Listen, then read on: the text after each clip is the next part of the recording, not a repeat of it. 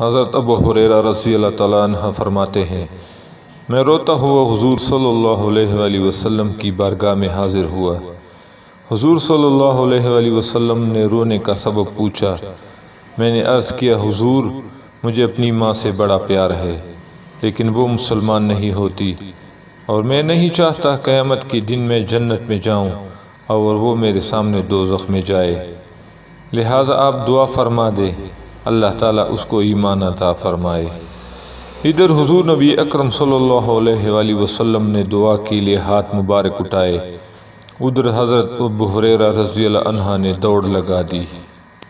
جب ابو ہریرہ رضی اللہ عنہ واپس آئے تو صحابہ کرام رضی اللہ عنہ نے پوچھا، آج آپ نے ایسا کیوں کیا؟ آپ رضی اللہ عنہ نے فرمایا، میں دیکھنا چاہتا تھا نبی صلی اللہ علیہ وآلہ وسلم کی دعا پہلے عرش پر پہنچتی ہے یا میں پہلے گھر پہنچتا ہوں۔ انہوں نے پوچھا، پھر کیا ہوا؟ آپ رضی اللہ عنہ نے فرمایا، نبی صلی اللہ علیہ وآلہ وسلم کی دعا پہلے پہنچ گئی، کیونکہ میں گھر گیا تو میری ماں مسلمان ہو چکی تھی۔ سبحان اللہ۔